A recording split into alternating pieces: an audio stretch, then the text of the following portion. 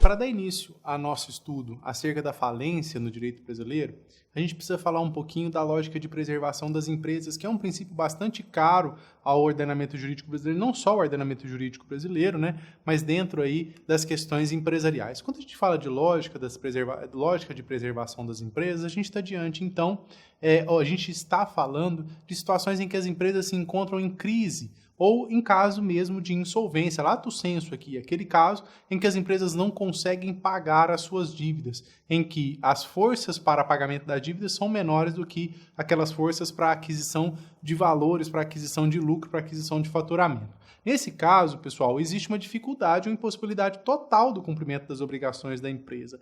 E a falência deve ser vista como uma medida última. Por quê?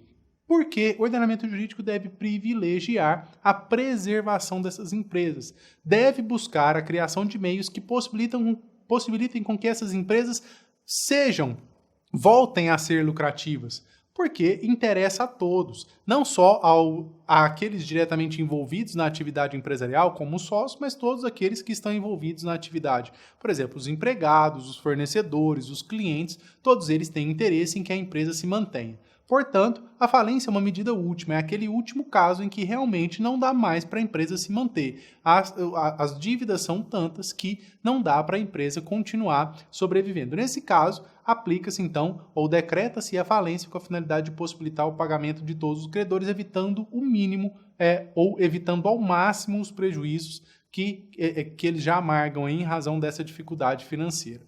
Nesse caso, pessoal, quando a gente fala de falência ou quando o ordenamento jurídico acaba trazendo a possibilidade de falência, nós devemos entender a falência como um meio de preservação e proteção dos créditos, porque esses créditos são concedidos ou são oriundos de relações jurídicas feitas pelo falido quando ainda em situação normal, quando ainda em situação de solvência financeira.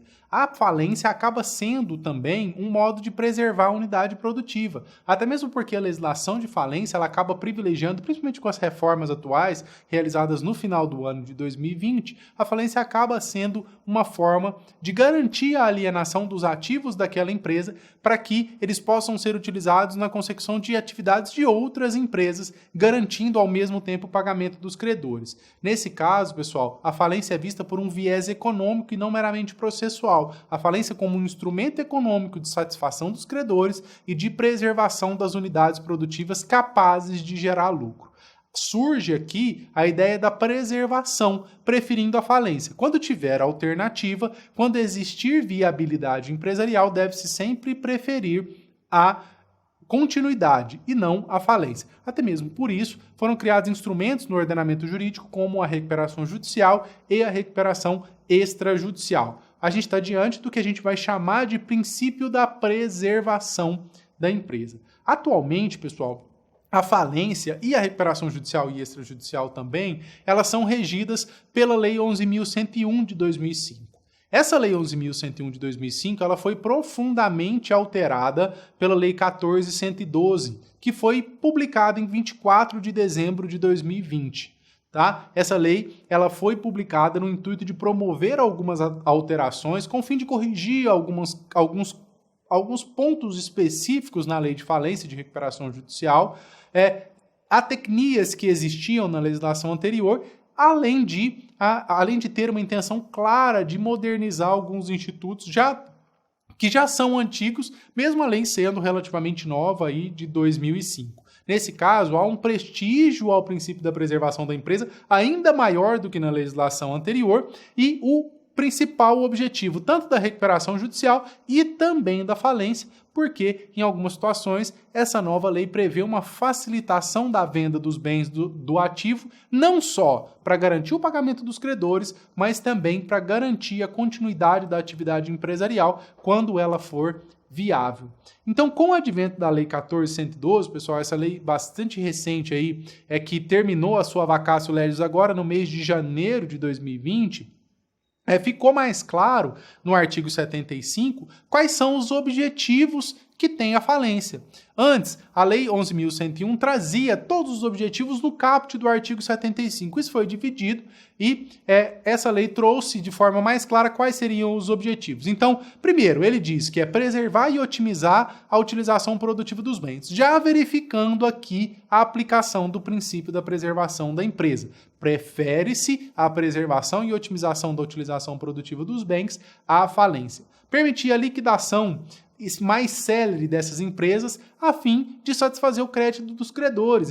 Afinal de contas, quanto mais rápido os créditos dos credores forem satisfeitos, mais rápido a atividade econômica volta à sua normalidade. E, além disso, fomentar o empreendedorismo, inclusive por meio da viabilização do retorno mais célere do empreendedor à atividade econômica. A gente sabe, pessoal, que estão sujeitos à falência qualquer um que se arrisque a realizar atividade econômica. O risco de falência é inerente a qualquer atividade empresarial, a qualquer atividade econômica.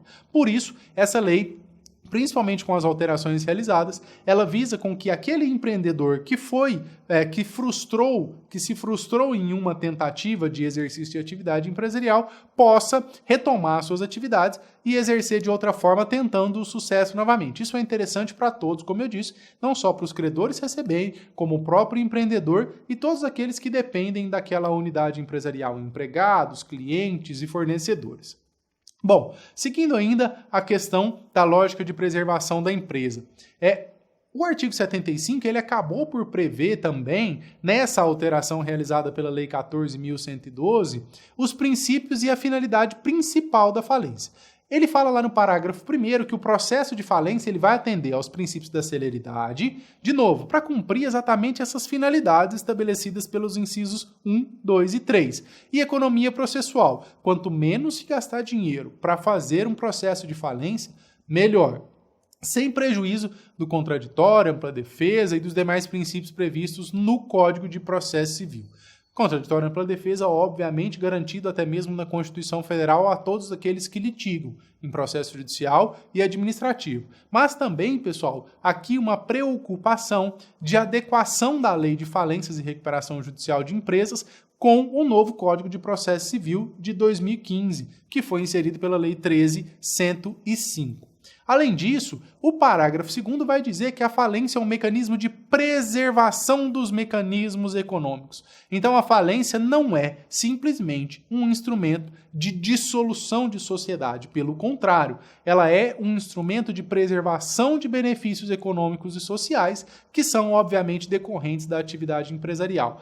O meio pelo qual ela consegue essa manutenção dos benefícios é a liquidação imediata do devedor e rápida recuperação útil dos ativos na economia, com a finalidade de que aquela atividade que não deu certo seja deixada para trás e inicie-se uma nova atividade, seja aproveitando os bens do ativo, ou seja, superando aquela fase para que o empreendedor possa continuar a sua atividade econômica e utilizar aqueles bens para outra finalidade. Então, levando em consideração todas essas características gerais que a gente parte para os estudos específicos da Lei de Falências.